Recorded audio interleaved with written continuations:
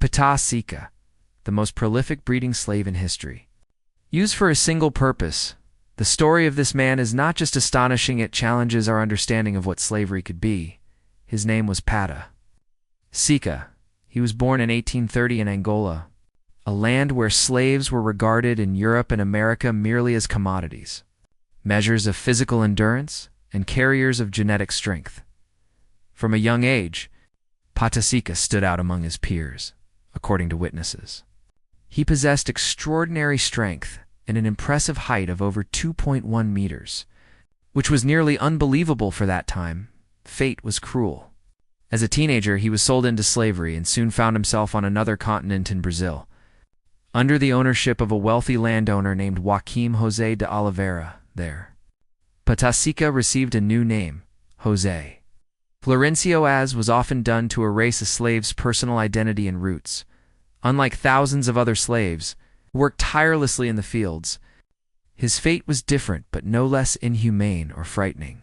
He did not till the land, harvest sugarcane, or carry heavy loads. Pata Seca became what was called a breeding slave. What does that mean?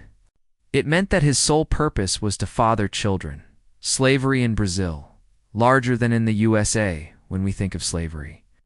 We usually think of the United States, France, or England. But few know that Brazil was the largest slaveholding country, engaged in transporting and selling African slaves for almost 350 years. Slavery was the foundation of its entire economy. Up to 40% of all Africans sold to the New World, and later brought to the U.S., passed through Brazil. Even after declaring independence from Portugal in 1825, Brazil was slow to abandon the slave system. Although in 1850 the import of new slaves was officially banned, the demand for slave labor remained to compensate for losses in the aging workforce. Slave owners increasingly implemented forced reproduction. It was a whole reproductive system. Enslaved women were forced to give birth as much as possible. While men were expected to become donors of genetic material, those with particularly strong bodies, like Pata Seca, were made producers paired with other women as if they were stud bulls on a farm. Pata Seca, the most famous breeding slave in history, his body seemed made for the physical ideal of that era: tall, muscular, enduring. These were exactly the qualities his owner, Joaquim José de Oliveira, sought. But this was not for plantation work. Pata Seca did not labor in the fields or perform heavy manual work like thousands of other slaves. His single duty was to father children with the healthiest enslaved women. Selected based on strict criteria, they had to be strong, young, and resilient. The goal of the landowner was simple: to produce a large number of new, free slaves with the same physical traits as their father, making them both strong and obedient because of his value. Pata Seca's life differed from that of any ordinary slave. He was regularly examined by doctors, fed nutritious meals, taught to read and write later, even assisting his owner with paperwork.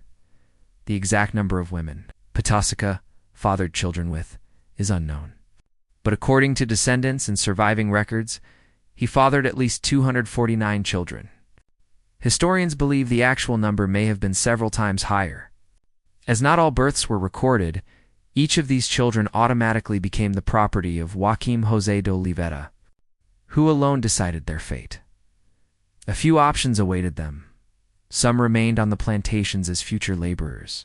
Others were sold on the slave markets, generating additional profit for the owner.